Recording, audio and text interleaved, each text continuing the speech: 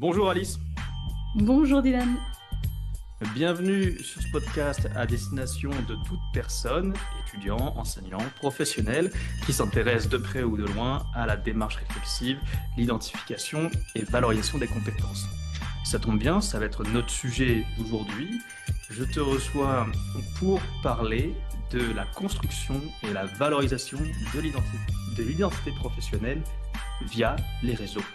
Donc, avant de rentrer dans le vif du sujet, est-ce que tu pourrais te présenter qui est Alice?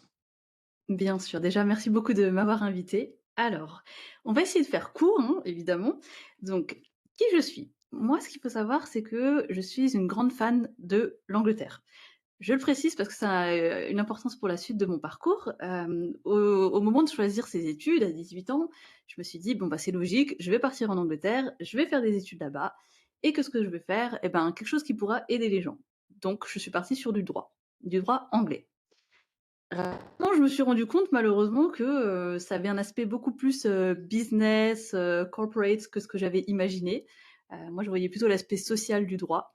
Mais bon, j'ai commencé mes études, on allait finir, j'avais un prêt étudiant sur le dos, donc j'ai été diplômée et t'imagines bien que j'ai dû revenir en France parce que, j'ai pas trouvé de travail rapidement à Londres et que la vie, étant ce qu'elle est, le coût de la vie étant ce qu'il est, j'ai dû revenir en France où un diplôme de droit anglais, ça ne sert à rien.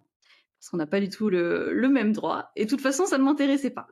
Donc ça c'était fait, donc je me suis retrouvée à faire des petits jobs, administratifs à droite à gauche, c'était souvent de l'intérim ou des CDD, des boulots vraiment pas épanouissants, hein, dans lesquels je m'ennuyais, mais bon, hein, c'est comme ça, il faut bien travailler et un jour, j'ai eu la chance de tomber dans une ESN. Donc, pour ceux qui savent pas, une ESN, c'est une entreprise en informatique, qui, recrute des candidats pour pouvoir les placer dans des missions chez les clients.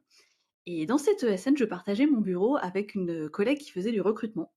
Donc j'entendais un peu, ce qu'elle faisait tous les jours et je me suis dit: «Mais ça a l'air vachement chouette son truc» et en fait, on en a beaucoup discuté et pendant ses pauses, elle me montrait son travail et tout et je me suis dit: «Bah, en fait, c'est ça que je veux faire». Donc je fais l'histoire, courte, mais je me suis retrouvée à travailler, dans le recrutement, qui est un métier que j'ai beaucoup aimé, jusqu'à ce que je me dise: «Bah, en fait, j'aime pas toutes les structures, le fait d'avoir un boss et cetera. Je vais me lancer, dans le recrutement, à mon compte». Donc j'ai fait un petit passage de recrutement, en freelance, pour les avocats, hein, on retourne au droit, autant que ça serve et c'est là que j'ai commencé à publier sur LinkedIn, mais on en reparlera plus tard et via LinkedIn, j'ai découvert le métier de copywriter que je fais en ce moment, copywriter et prof d'anglais. Court, c'est mon histoire. Et ce qui est drôle, c'est que je pense comme beaucoup de gens, au début, bah, tu sais pas trop ce qui t'intéresse. Tu finis par trouver quelque chose qui t'intéresse, dans lequel tu as envie d'évoluer, de monter en compétences, d'en vivre. Et tu finis par arriver à une espèce de plafond de verre. Ah, mais je peux pas m'exprimer comme je veux, je peux pas faire les choses, je peux pas évoluer en ayant quelqu'un au-dessus de ma tête. Donc, il faut que je trouve une façon de le faire en toute indépendance. J'ai l'impression qu'on est très nombreux à arriver à cette conclusion, plus ou moins tardivement, selon les personnes. Et autre chose, pour en revenir, justement, tu as fini ton propos en disant que tu étais copywriter. Mais qu'est-ce que c'est un copywriter et qu'est-ce que ça fait au quotidien?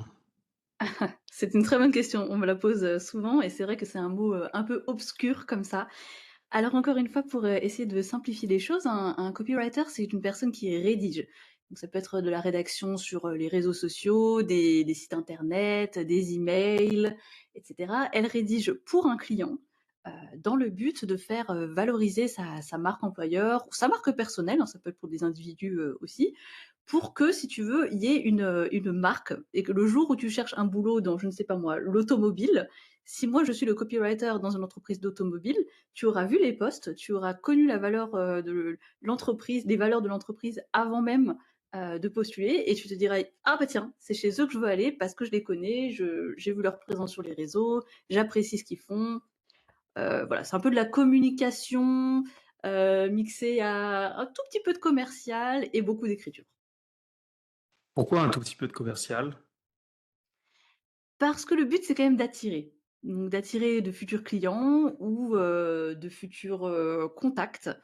Donc c'est pas juste écrire pour le plaisir, il y a le but d'effectivement attirer, mais sans cet aspect commercial brusque où on va te forcer. C'est le candidat ou le client qui va venir vers toi plutôt que toi qui va forcer, hem, ta marque, au client, au OK. prospect. Et pourquoi beaucoup d'écriture? Parce que dans copywriter, tu as writer, donc to write en anglais, écrire. Et ça on fonctionne principalement là-dessus. Donc l'écriture sur les réseaux, l'écriture, sur les sites internet, comme je disais, sur les emails. Contrairement à peut-être, quelqu'un qui est vraiment dans le marketing, on fait moins souvent de vidéos. Donc nous, ça se passe plutôt par écrit. OK. Donc si je résume, on tu fais beaucoup d'opérations de séduction via l'écrit, sous format lettre Oui, ou autre. oui, oui, j'aime bien, c'est assez bien résumé. Mmh. Et ça voudrait dire, je suis en train de repenser à une vieille, une vieille discussion, c'était quand on était au lycée, qu'il y avait encore des filières LES et S, donc scientifique, économique et social et littéraire. Mmh mh. Souvent, j'avais des copains en ES et même en S qui expliquaient, bah, les gens qui font de la littérature, ils pourront jamais trouver de boulot. Et là, la question que je me pose, la réflexion que j'ai eue, c'est est-ce que finalement, des études, des cursus de formation dans lesquels tu apprends la maîtrise à un certain niveau de ta langue, ça aide pas? Est-ce qu'on te demande pas finalement, pour être un bon copywriter, d'avoir eu une maîtrise assez subtile de la langue que tu pratiques? Si.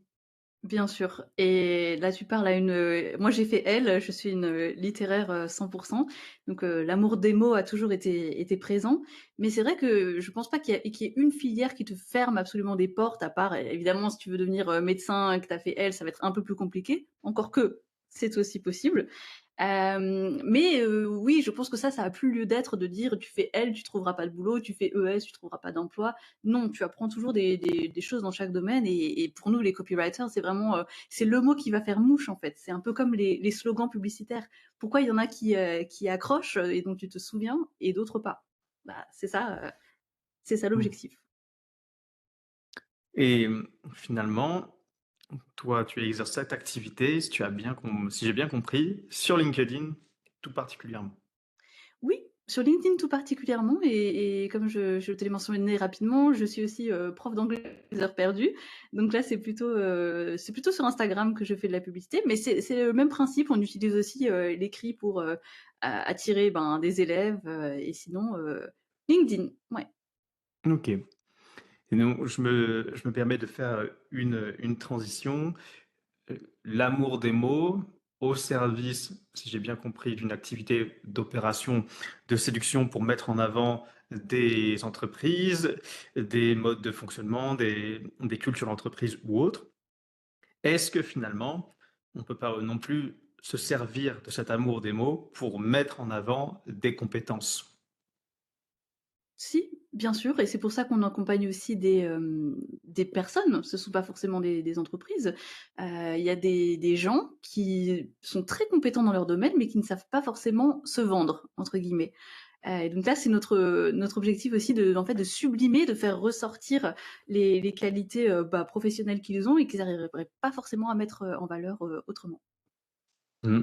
Ouais, je me reconnais tout à fait dans ce type de personnes et encore, je pourrais même pas dire que je serais ultra compétent dans quelque chose, mais en tout cas, ce qui est sûr, c'est que se mettre en avant, ça fait appel à des logiques et des comportements dont je suis vraiment pas habitué et c'est là, on peut vraiment rentrer dans le vif du sujet, la discussion d'aujourd'hui dont on avait déjà parlé en off, qui est l'utilisation de LinkedIn pour construire et valoriser son identité professionnelle, ses compétences, quelque part ses travaux et réalisations. Et toi, alors, tu as choisi pourquoi LinkedIn déjà? Est-ce que tu pourrais rappeler pourquoi tu as choisi de te spécialiser dans LinkedIn? Alors un peu par la force des choses, donc comme je te disais, j'ai été recruteuse et on recrutait principalement, je dirais même 98 de mes recrutements se sont faits sur LinkedIn. Donc à force de passer du temps sur ce réseau social, professionnel, on rencontre d'autres gens de divers domaines et c'est comme ça que j'ai découvert, le copywriting. Donc c OK, et puis encore une fois, c'est vraiment la plateforme, qui est gratuite, sur laquelle c'est le plus facile de recruter et de trouver des clients. ouais. Mais j'allais peut-être dire, poser cette question pour introduire notre propos. Peut-être que ça paraît étrange ou débile, mais peut-être qu'il faudrait qu'on définisse ce qu'est LinkedIn. Alors, je pense que la probabilité que les gens qui vont nous écouter ne connaissent pas LinkedIn, elle est très très très faible. Mais on sait, sait-on jamais. Est-ce que toi, tu pourrais définir avec toi, tes propres mots, LinkedIn? Donc, tu as dit que c'est un réseau social professionnel. Qu'est-ce que tu pourrais dire d'autre? C'est ça. Alors je dirais que c'est un peu notre vitrine LinkedIn. C'est là où on va pouvoir mettre ses réalisations, donc évidemment pas que le CV parce que ça on pourra le retrouver un peu ailleurs, mais un portfolio, un GitHub, si vous êtes dans l'IT ou un site internet, personnel et aussi c'est l'occasion de vous exprimer si vous le souhaitez, donc dans votre domaine de prédilection. Vous pouvez, soit publier des posts, soit, réagir, commenter aux posts d'autres personnes ou tout simplement rejoindre des groupes. Je sais pas moi, vous êtes dans la chimie, vous avez, les chimistes en Alsace et ben, vous pouvez les rejoindre et créer, un réseau social, enfin networking pour pouvoir, se mettre en contact avec des gens qui ont les mêmes centres d'intérêt. Donc, quelque part, un outil de développement professionnel au sens large, de communication et d'échange, très bien. Et allez, si on va encore plus loin, si on rentre vraiment dans le dur, quelles sont selon toi les spécificités de LinkedIn? C'est-à-dire, si j'essaie de développer, quand on veut communiquer, quels sont les codes à adopter? Est-ce qu'il y a des codes à adopter? Est-ce qu'il y a des façons de faire? Est-ce que finalement il y a, allez, j'utilise le mot tabou, enfin le mot tabou, est-ce qu'il y a un certain algorithme à séduire au travers de tel ou tel comportement, pratique, rituel? Est-ce que tu pourrais nous en dire plus? Malheureusement oui, il y a un algorithme, à séduire et ça c'est, à force de publier, à force de faire des erreurs, à force de dire: «Pourquoi ce post a marché et celui-là il a pas marché du tout?» que, tu t'en rends compte et que tu fais des recherches et tu apprends. Alors il faut savoir que l'algorithme de LinkedIn est très changeant. Donc il faut toujours être, un peu à l'affût de qu'est-ce qui se passe en ce moment. Pour te donner un exemple, concret, il y a quelque temps, les carousels, ça marchait du tonnerre sur LinkedIn. Maintenant, on est passé à la vidéo. C'est-à-dire que si tu fais un carrousel sur un sujet et une vidéo sur le même sujet, tu as 3 fois plus de chances d'avoir, des commentaires, des likes, des réactions à ta vidéo que à ton carrousel, même si tu dis exactement la même chose dans l'un et dans l'autre. Alors justement, pour les gens qui ne connaissent pas, c'est quoi un carrousel? Alors un carrousel, c'est un peu comme un PDF, en fait avec plusieurs pages et plus vous cliquez sur les pages, plus les pages défilent, plus l'algorithme va comprendre que vous êtes resté longtemps sur cette page. Si vous restez longtemps, ça signifie que vous êtes intéressé par le contenu, soi-disant selon cet algorithme. Et donc il va, mettre en avant, ce post avec le carrousel parce que vous êtes resté, plus de 2 secondes, le temps de tourner les pages. Donc du coup, il y a des petits malins qui font des carrousels de 60 pages avec un mot par page. Mais du coup, pour voir toute la phrase, eh ben, il faut cliquer sur les 60 pages. Comme ça, l'algorithme se dit: «Ah, la personne, elle est restée 10 secondes au lieu de 2 secondes, ça veut dire que le contenu est sans doute plus intéressant». Et c'est un coup à oublier le début de la phrase, une fois qu'on est arrivé à la Exactement. fin. Ah, je comprends mieux la logique parce que moi, dans le carrousel, dans mon imaginaire, j'avais vraiment le jeu qu'on trouve sur les aires de jeu où on fait tourner, mais j'imagine qu'il y a un clin d'œil au nom de, au nom de, comment dire, du procédé LinkedIn. Et donc là, tu parles d'un algorithme, mais finalement, alors, je vais vraiment essayer d'incarner pas le vieux con, mais le mec un peu sceptique. Je vais le dire autrement. Quelqu'un qui se dit: «Pourquoi est-ce que je voudrais essayer à tout prix de séduire l'algorithme et justement sacrifier le contenu ou la façon de présenter un contenu?» Et si je veux développer un peu plus mon propos, c'est que finalement, tout être humain, quand on veut discuter, quand on veut communiquer un message, on va avoir le corps du message, sa substance et le format, le support avec lequel on va l'utiliser. Et très souvent, le support peut altérer, voire dénaturer le corps du message. Et est-ce que finalement, vouloir rentrer dans une logique de séduction de l'algorithme, cela ne peut-il pas nous amener eh bien, à changer un peu nos propos, à les modifier, formellement ou substantiellement, et que cette modification, bah, ce soit un peu, allez, si je suis vraiment très très radical, une dénaturation du message. C'est une très bonne question et c'est une question, d'ordre éthique que je me pose souvent. Parce que comme tu disais, il y a tu sais ce qui va marcher. Moi, par exemple, parfois, j'ai des posts, je les rédige et je me dis: «Celui-là, il va pas marcher, il est trop long». Je me fais la réflexion. Et alors, qu'est-ce qu'on fait? On ne publie pas ou on fait plaisir à l'algorithme et on raccourcit? J'ai pris le parti de publier même quand je savais que ça n'allait pas marcher entre guillemets, parce que je trouve qu'il y a des choses trop importantes pour les dénaturer et juste, vouloir faire la course au like, au buzz, aux commentaires ou ce que tu veux. Il y a des gens qui vont dans l'autre sens et chacun son truc. Et ce que tu trouves parfois qui est un peu triste à mon sens, mais c'est le jeu, ce sont des gens qui te feront du contenu assez creux, mais qui par exemple te mettront une photo d'eux. Là, c'est une autre chose aussi, c'est l'algorithme aime la photo, les photos des êtres humains. C'est c'est dingue, oui, on en avait discuté en off, que finalement, je pourrais raconter, un peu tout et n'importe quoi en mettant, une phrase, bateau: «Le ciel est bleu» et 95 des gens ne le savent pas, avec une photo de moi sur la plage, torse-poil ou autre, et que ce type de contenu serait davantage valorisé parce qu'il y a une photo? Oui, tu serais remonté dans l'algorithme. Petite précision aussi, qui a quand même son importance, c'est que, même si tu as, je sais pas moi, 5 000, 50 000 followers, seulement 10 de tes publications seront visibles, à tes followers. Par contre, si tu mets une photo de toi, effectivement, ça va remonter dans l'algorithme et là, il y aura plus de monde qui auront accès. Et là, on se dit: «Mais alors mais c'est quoi la différence avec Instagram?» Parce que si tu mets une phrase bateau comme «Le ciel est bleu», ça n'apporte pas forcément grand-chose, aux gens et pourtant ce contenu sera plus visible que je sais pas moi, une thèse en psychologie, qui n'aurait pas de photo de la personne. Donc Mmh. c'est bien Mais dommage. il y a un côté extrêmement tortueux et contradictoire dans cette approche. Parce qu'imagine, je je veux parler d'un sujet, je vais dire n'importe quoi, voilà, de j'ai envie de parler du message porté que j'ai trouvé dans tel ou tel roman, de L'étranger d'Albert Camus. J'ai envie, c'est un truc qui me parle qui me parle beaucoup, j'ai envie de communiquer quelque chose là-dessus sur LinkedIn.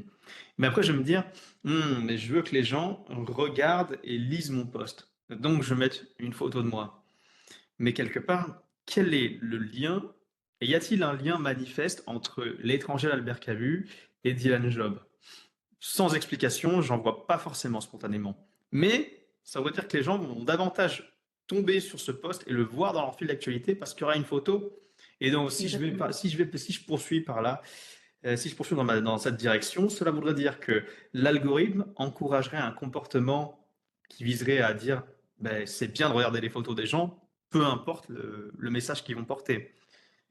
Mais il n'y a pas une contradiction là? Si, si, complètement et encore une fois, je le regrette et je tiens à préciser aussi que ce n'est pas toujours le cas, hein. Il y a plein de gens qui font du super contenu, qui mettent pas de photos d'eux et ce contenu est lu, apprécié et valorisé, à sa juste valeur. Mais c'est comme ça que l'algorithme fonctionne.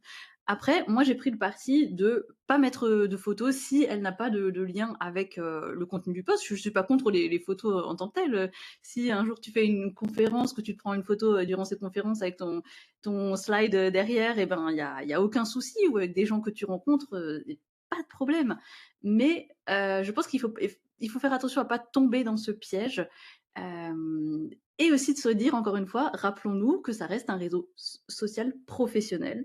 C'est-à-dire qu'il y a des gens qui seront peut-être vos futurs employeurs qui vont tomber sur, ces posts-là et je suis pas sûre qu'un post, en bikini, d'il y a 5 ans, ce soit vraiment super pour votre future carrière professionnelle. Donc pensez à l'algorithme et pensez au long terme aussi et surtout avec, est-ce que vous pouvez dormir la nuit? Est-ce que vous pouvez vous regarder, dans le miroir, le matin en vous disant: «Ah j'ai fait ça pour les likes» ou bien: «OK, je suis peut-être moins connu, mais mon contenu résonne». Mmh. Ça me fait, en fait, ce que tu dis là me fait penser à des articles et des choses que j'avais pu voir. Allez, il y a quoi? Ça remonte à 2015, 2016 ou 2017. Ça me faisait penser à un phénomène qu'il y avait dans l'univers du jeu vidéo et des live Twitch. Et que certaines personnes, surtout des filles, se mettaient à faire des lives, se mettaient à faire des live Twitch sur des jeux vidéo mais tout en ayant en se montrant physiquement et de préférence, il fallait qu'elle soit jolie et que le fait de se montrer quelque part, physiquement en train de jouer à un jeu, ça développait une espèce de, bah, une popularité et des filles, j'en ai connu certaines, ont réussi à développer une notoriété, même un succès et une source de revenus de par leur simple présence physique. Mais là, la question que je me pose, c'est dans ce cas, ça veut dire qu'on regarde plus le contenu pour ce qu'il est à la base, c'est-à-dire un jeu vidéo. Une personne joue à un jeu vidéo à un certain niveau, mais on va le regarder pour la personne physique. Quelque part, elle pourrait faire autre chose que jouer aux jeux vidéo. Et c'est là, je me dis, si on veut expliquer ça, comment est-ce qu'on pourrait expliquer? Alors, philosophiquement, on pourrait dire, la nature humaine fait qu'on est un peu déterminé par nos désirs. Ok, très bien. Mais tu l'as dit à l'instant, on est dans un univers professionnel. Et cela veut dire qu'on essaie de se construire une identité professionnelle et que finalement, se montrer en bikini, enfin, se montrer de façon pas ostentatoire, mais passer son temps à mettre des photos de nous sur LinkedIn, est-ce que finalement, ce n'est pas se desservir un développement professionnel? Si oui, et que c'est le cas, qu'est-ce qu'on peut faire? Ça, c'est une vaste question. Alors je pense que oui, mais ça dépend ce qu'on fait comme métier. Il y a des gens qui sont, à leur compte, qui ont créé leur propre entreprise et si tu veux, leur visage, c'est leur marque. Donc là, ça me Comme les «choque» coachs entre guillemets. sportifs, finalement.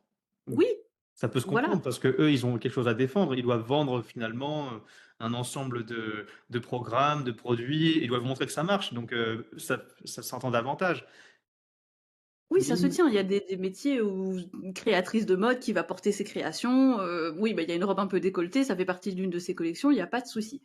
Après c'est vrai que tous les métiers s'y prêtent pas et qu'il faut faire, le problème c'est que je pense que, on a tendance à vouloir, voir les gens comme un professeur. C'est beaucoup plus facile de comprendre un cours quand on est, sur place en classe avec, un professeur devant nous, que tout seul derrière notre écran d'ordinateur et d'avoir juste une voix qui nous parle, sans visage. Ça, je pense que c'est humain.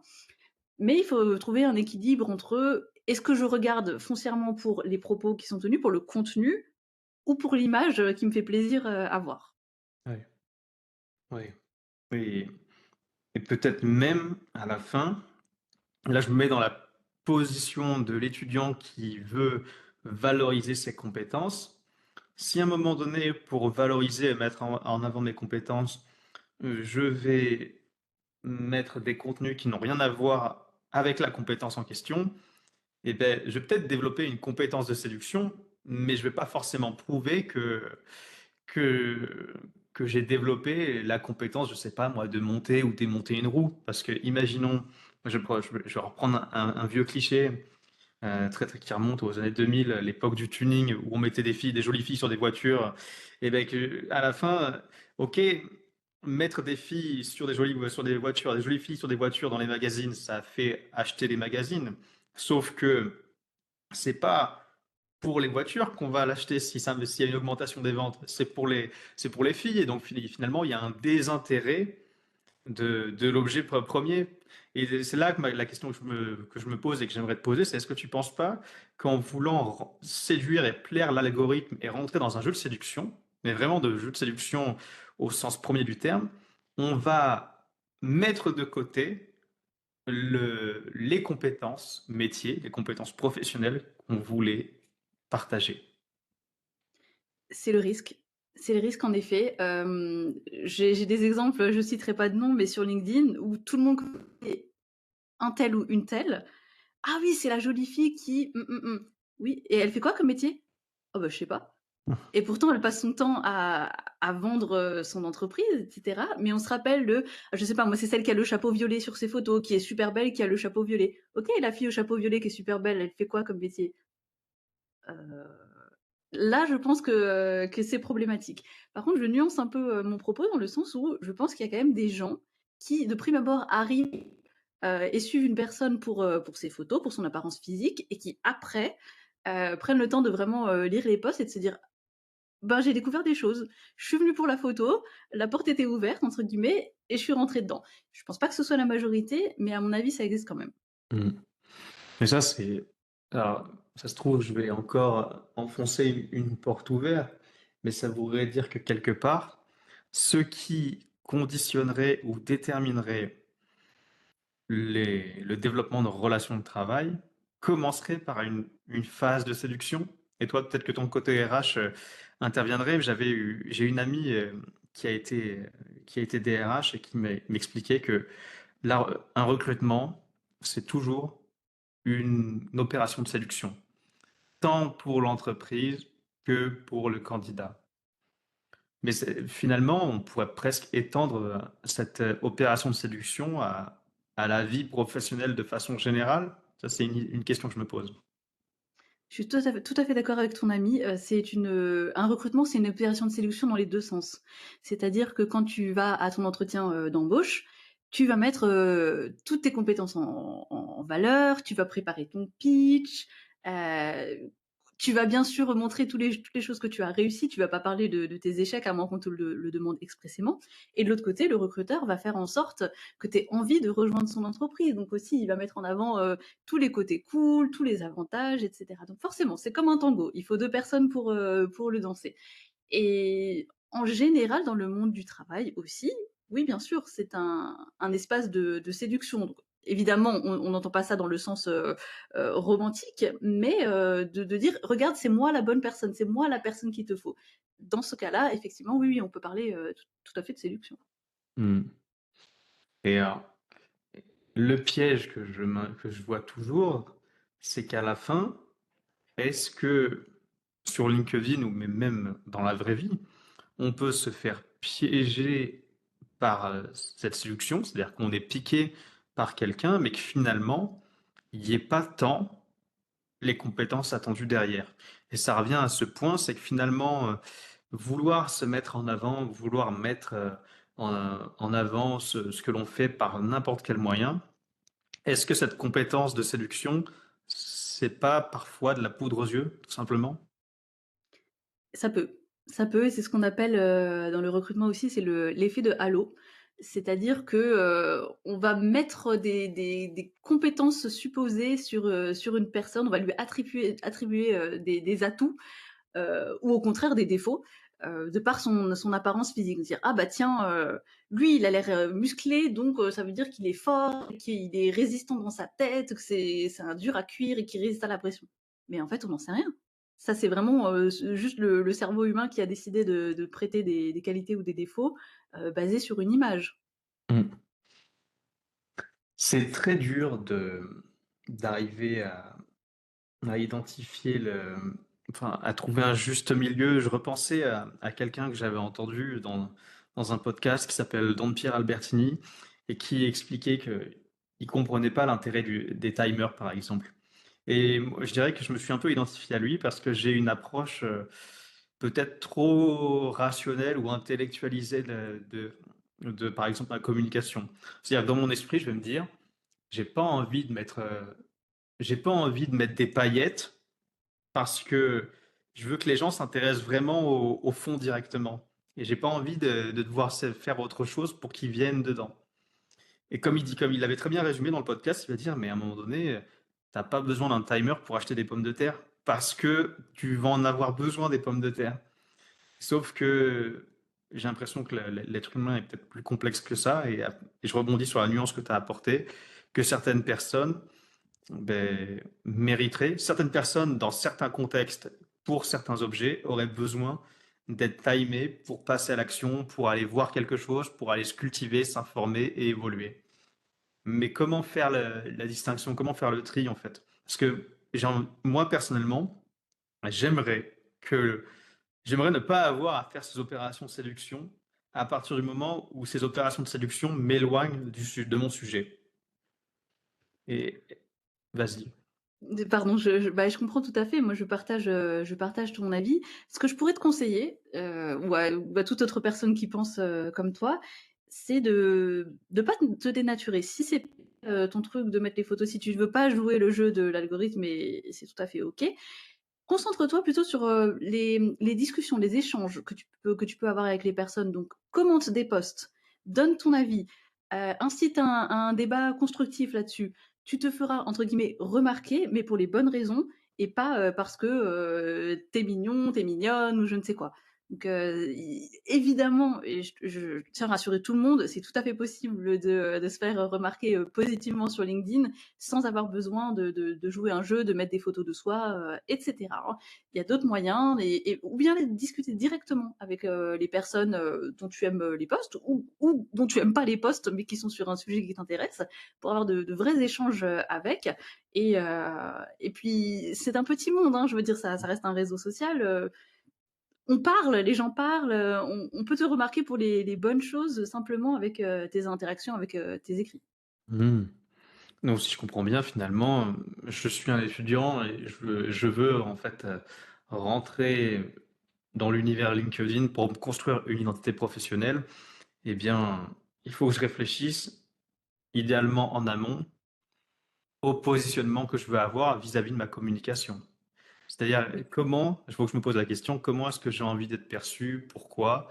Et que si je rentre dans le jeu de l'algorithme tel que tu l'as décrit, est-ce que je suis prêt quelque part à payer le prix que ça va demander? C'est-à-dire que le prix que ça va demander en termes d'investissement, en termes de type de contenu publié, mais aussi en termes d'impact sur la perception que les gens auront de moi, donc sur la réputation que je vais construire.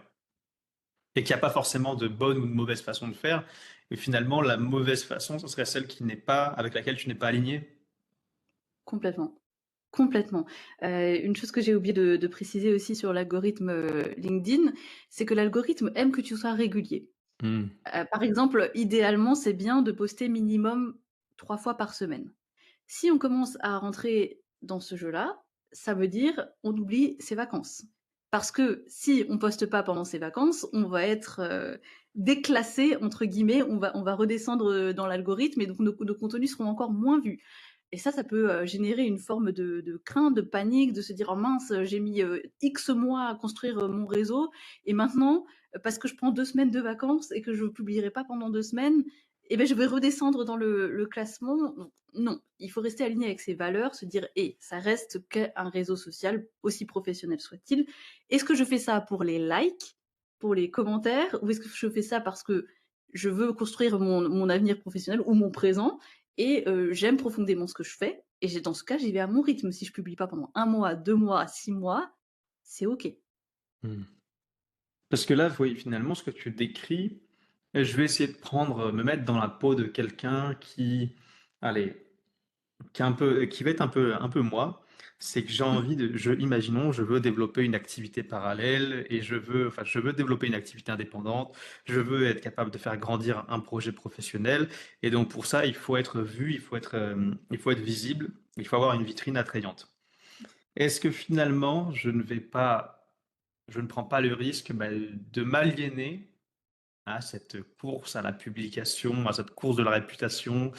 Parce qu'imaginons, même si cette réputation, elle permet de rapporter des affaires et d'avoir, de générer un chiffre d'affaires confortable. Est-ce qu'à la fin, on prend pas le risque de tomber dans une espèce de course infinie et qui ne va pas forcément bien se finir? C'est-à-dire que, comme tu l'as dit toi-même, et là je vais prendre un point de vue. Est-ce que la vie doit se résumer ou doit énormément passer par les réseaux sociaux? Est-ce que finalement, tout ce travail, par exemple, de monter un projet de professionnel indépendant, c'est pour au final avoir une certaine liberté, pour pouvoir faire ce que tu veux, t'amuser dans ta vie, mais si finalement, pour faire tout ça, tu vas devenir, allez, accro au réseau et tu vas te consacrer au réseau et quasiment exclusivement au réseau. Est-ce que c'est pas une bonne façon de se perdre? Ça peut t'emprisonner. En effet, je pense qu'il faut voir bon, n'importe quel réseau social, mais bon, là, on parle de LinkedIn en particulier, comme une porte d'entrée, mais que ça remplace pas, les expériences de la vie et que surtout, comme tu dis, si tu te mets en indépendant pour, profiter plus de ta vie, pour, je sais pas moi, voyager ou avoir, d'autres activités, du temps libre et qu'en fait, tu te rends compte que tout ce temps libre, tu le consacres à continuer à publier pour pas qu'on t'oublie, c'est contre-productif. Donc ce que je dirais, c'est ayez un rythme qui vous convient et et n'essayez pas d'en faire trop parce que de toute façon, il y aura toujours quelqu'un qui sera, H24 et qui sacrifiera sa vie et encore une fois, ça reste un réseau social, c'est-à-dire que vous ne voyez qu'une partie de la vie de la personne. Vous voyez, ceux qui sont indépendants, qui gagnent, 10 K par mois et qui travaillent depuis Honolulu. Mais Mmh. ça, c'est une infime partie des gens qui c'est pas la réalité et puis surtout, ils peuvent travailler depuis Honolulu, gagner 10 K par mois, mais est-ce qu'ils ont une bonne santé mentale? Est-ce que ça va dans leur vie? Donc attention à ça, également. Oui, c'est la question de la santé mentale, elle est quand même, super importante puisque finalement, si on travaille pour vivre, pourquoi se tuer au travail? Ou pourquoi s'aliéner au travail? Et c'est honteux. Là, je pose vraiment des questions, en pensant aux étudiants aux étudiants que j'ai pu avoir dans le cadre de mes enseignements. Parce que finalement, la question du développement des compétences et de la mise en avant des compétences, ça répond à un besoin d'insertion professionnelle, certes, mais finalement, le métier qu'on exerce, si on ne veut pas le subir toute notre vie, si on ne veut pas développer une espèce de mal-être au travail, il faut qu'il y ait une espèce de cohérence et d'alignement entre ce que je fais, ce pourquoi je suis payé et ce que je pense être ou ce que j'ai envie d'être. Complètement. Je dis souvent complètement, mais je suis tellement d'accord avec ce que tu dis. Si tu veux, ça fait, moi, ça va faire 11 ans que je suis dans le monde professionnel maintenant et au début, je me rends compte que j'avais besoin de reconnaissance, beaucoup besoin de reconnaissance. Je me disais: «J'ai la chance d'avoir ce travail, donc même si ça m'intéresse pas, même si ça m'épanouit pas, bah, au moins je suis payée, au moins je fais quelque chose. Il y a déjà tant de gens qui sont que je peux pas trop me plaindre» et en fait, plus j'ai avancé dans le temps, plus je me suis rendu compte qu'en effet, il fallait être aligné avec qui l'on est et ce qu'on aime, parce qu'on passe quand même le plus clair de son temps au travail, environ 7 heures par jour. Donc au bout d'un moment, on va finir par se faner si, on n'aime pas ce qu'on fait. Maintenant, je suis plus à la recherche de liberté, de créativité et de transmission. Pareil, la créativité, c'est une chose que je me serais jamais autorisée, au début de ma carrière, parce que créatif égale pas sérieux Comment est-ce que égale tu pas bien. définirais la créativité quelque part? Oh là! Bah, ça, je pense elle varie selon les gens. En tout cas, moi, je sais que c'est, d'utiliser, par exemple, l'écriture, le dessin, la voix, hem, de parler du sujet, mais sans le faire de manière, trop rigide. Pour ceux qui suivent mes posts LinkedIn, ils verront que j'aime bien t parler de sujets sérieux, mais avec une pointe d'humour. Et ça libère, bah, quelque chose de léger en moi et je suis contente de transmettre et de faire venir des gens sujets, vers lesquels ils auraient pas été autrement, par ce petit prisme, mais tout en gardant le fond de mon contenu. Mmh. Je fais pas du stand-up, je fais pas des choses drôles pour faire des choses drôles. OK, oui. Oui, tu te sers de quelque part de l'humour pour toucher les gens d'une autre façon, mais dans une façon cohérente avec ce que tu es. Exactement. OK, OK. Et ce que tu as dit là, cette question de reconnaissance, cette soif de reconnaissance, je pense qu'on l'a tous. C'est-à-dire que en tant qu'animaux grégaires, animaux sociaux, c'est très difficile de se construire et d'atteindre un certain épanouissement en dehors de toute relation interpersonnelle. Et à partir de là, eh beh, c'est peut-être pour ça qu'on a pu voir au début des années, 2000, là je fais un saut en arrière, le développement des blogs. Je sais pas si tu te souviens des Oui, gens qui mettaient des skyblogs, sur le oui, oui, qui oui. parlaient de leur vie, mais à ce moment-là, c'était la vie perso. Et après il y a eu Facebook, la cour c'est là qu'a commencé la course au like, la et même avant quelque part les blogs dans les cours de récré, les gens populaires, parce qu'ils avaient telle ou telle voix, parce qu'ils avaient telle ou telle fringue, telle ou telle tête, telle ou telle façon de faire. Et il y a toujours eu, entre guillemets, des mouvements de foule, des mouvements d'attraction et de répulsion entre les êtres humains, et que avoir beaucoup d'attraction avait un impact positif, enfin, très souvent. Ça dépend à quel prix, bien sûr. Et à l'inverse, être rejeté nous amenait très vite, en fait, à une forme de mal-être. Sauf que si là, on arrive dans le domaine professionnel, et que, en tant que personnes qui avons envie de monter un réseau professionnel, de monter un projet professionnel, on s'oublie pour obtenir cette popularité. Et finalement, cette reconnaissance, pardon.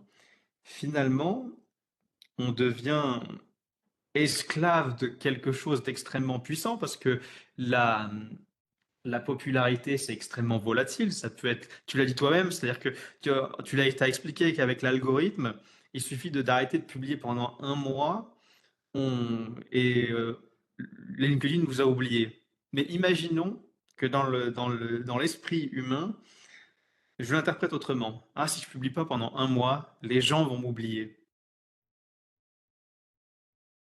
Qu'est-ce que, comment l'interpréter? Parce que finalement, imaginons, si c'est vraiment vrai, que les gens, au bout d'un mois, m'oublient, bah, c'est peut-être que finalement, ils m'ont pas trop intégré. Oui. Oui, parce que, jamais de la vie ça te viendrait à l'esprit de te dire, «J'ai pas vu mes amis depuis 3 mois, ils m'ont oublié». Non. Je pense qu'après c'est aussi vraiment la qualité de ce que tu publies, même si c'est pas, hyper régulier, même si tu veux pas faire plaisir à l'algorithme. Des gens qui, c'est déjà arrivé aussi d'avoir des gens qui commentent, en disant, «Ah bah tiens, ça fait longtemps que j'ai pas de tes nouvelles, que tu publies plus, est-ce que ça va?» Donc ils ont une certaine habitude aussi à ce que, les gens publient. Hem, il y a beaucoup de choses, il y a beaucoup de choses. Je pense qu'il faut quand même pas devenir esclave de ça et qu'il faut se rendre compte que, c'est pas parce qu'on a, je sais pas moi, 100 000 followers qu'on est plus doué ou, plus attractif que si on en a, 200. Il suffit de penser aux gens qui travaillent dans des domaines très niches, bah, forcément ils auront pas, des 1000 et des 100, personnes, d'abonnés et de se rappeler aussi que, il y a des gens qui ont énormément d'abonnés et qui ont pas pour autant, plus de clients. Donc, Hmm. attention aux chiffres, attention à ce côté poudre aux yeux et comme on disait, faites en sorte de pouvoir vous regarder dans le miroir et de préserver votre santé mentale. C'est bien, c'est essentiel, je dirais, d'avoir une page LinkedIn, d'avoir les infos de base, qu'est-ce que vous avez fait comme études? Qu'est-ce que vous aimeriez faire? Vous pouvez aussi vous renseigner, auprès d'entreprises que vous aimez bien. Vous pouvez trouver leur entreprise, la page d'entreprise sur LinkedIn et les gens qui travaillent dedans et les contacter directement par message privé. Dans ce cas, voilà, vous pouvez avoir une vraie conversation avec, une personne sans tomber dans tous les travers, qu'on a exprimés, plus tôt de la publication, de se mettre en avant et cetera. Mais quelque part, avec tout ce que tu dis, ça nécessite idéalement de prendre en compte certains biais, d'avoir conscience de certains biais qu'on peut avoir et par là même de se montrer un minimum réflexif ou d'avoir des moments d'interrogation où je me dis, tiens, comment est-ce que j'utilise LinkedIn? Qu'est-ce que ça m'apporte? Est-ce que ça vaut vraiment le coup? Et est-ce qu'il faut que je continue comme ça? Et quelque part, ça veut dire qu'il faudrait questionner régulièrement son utilisation de ce réseau social professionnel. Je pense que c'est sain, dans la vie en général de se poser régulièrement des questions, de rien prendre pour acquis et de voir si on est toujours en accord avec, ce qui est proposé. Donc, je dirais oui à ta question et dans la vie en général. Hmm. Ok. Donc, allez, si je résume, tu as parlé de donc les conseils à donner, par exemple, aux étudiants, ce serait de donc prendre du recul sur l'utilisation de LinkedIn, ne pas rentrer de façon enfin, inconsciente dans la course à la reconnaissance, la course à tout prix. Qu'est-ce qu'il pourrait y avoir d'autre? Vas-y, aide-moi, je suis en train d'essayer de tout rassembler. Attention, à l'effet de halo. Ouais. Venez quand même sur LinkedIn, mais sachez, que vous avez différents moyens de l'utiliser. Mhm. Donc, Vous êtes pas obligé de explorer publier, vous les pouvez différentes façons de voilà, l'utiliser. Ok. tout à fait. Parce que c'est quand même essentiel, hein. Je vous dis tous les recruteurs, sont sur LinkedIn, donc faites une belle page, mais après vous êtes vraiment pas obligé de publier. Prenez du recul sur ce que vous voyez, prenez du recul sur le nombre de followers. Demandez-vous si vous suivez une personne parce que, vous la trouvez, attirante ou parce que les propos tenus sont vraiment quelque chose qui vous intéresse. Mhm. Oui, ce qui revient aux usages. Et peut-être aussi, un truc tout bête, mais qui est très dur, c'est de rester soi-même, garder une authenticité. Et, Ça, j'ai l'impression que c'est un peu comme dans la vie. Parfois, on n'est pas forcément la personne la plus populaire et on se dit: «Oh là là, mais je trouverai jamais, d'amis» ou «Pourquoi moi je suis pas populaire?» et plus tard dans la vie, on trouve ce que j'appelle, sa tribu. Donc des gens qui nous acceptent vraiment pour ce qu'on est, tel qu'on est. On n'a pas besoin de faire semblant, on n'a pas besoin d'être la personne la plus populaire du monde.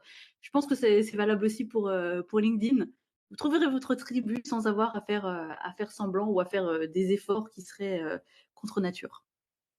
Mais ça demande au préalable d'avoir identifié à peu près ce que l'on pense être à un instant T, d'une part, avoir le courage de l'assumer dans son entourage, d'autre part. Oui, Et et quand je dis justement le 5e point qui était être soi-même et être authentique, ça peut paraître bête comme ça, mais je trouve ça extrêmement complexe. J'en discutais avec une amie. Finalement, être soi-même dans le sens du j'ai une vision claire de ce qui me définit et je l'assume, c'est très très compliqué. Et c'est peut-être même pas évident parce que c'est pas toujours évident de se questionner et d'identifier clairement ce que l'on est à un instant T. Et d'autre part, c'est encore plus difficile de se dire: «OK, je vais l'assumer devant tout le monde».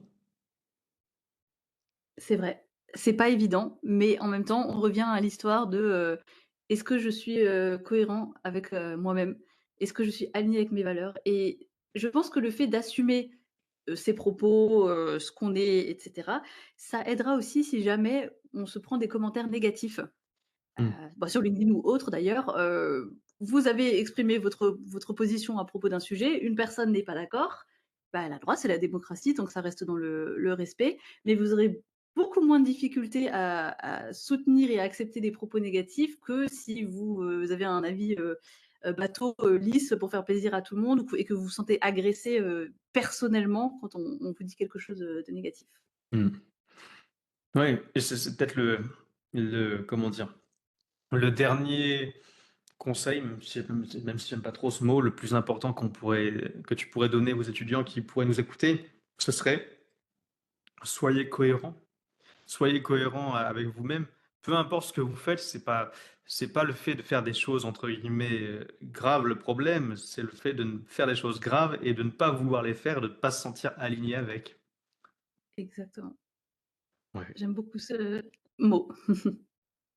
Et beh, on arrive à la fin de cet épisode et je prends toujours l'habitude de laisser les gens, les invités ponctuer la fin de la manière qu'ils souhaitent. Donc je te laisse le mot de la fin, je te laisse terminer cet épisode comme tu veux. Très bien, merci Dylan. Bah, je reprendrai ce que tu as dit, en dernier lieu. Ça peut sonner bateau, mais honnêtement, faites ce que vous voulez, parce que vous le ferez bien et faites ce que vous voulez en étant aligné. Parce que je peux vous dire que en tant qu'ancienne recruteuse, j'ai vu tellement de gens qui étaient malheureux dans leur emploi et qui ont fait des reconversions professionnelles incroyables, des gens qui étaient commerciaux dans des banques, qui se sont, retrouvés à élever des chèvres et qui maintenant vivent leur meilleure vie. Et on s'en fiche de ce que les autres pensent parce que tout le monde aura son avis sur la question. Ce qui compte, la personne avec qui vous allez vivre jusqu'à la fin de vos jours, c'est vous-même. Donc prenez-vous en considération.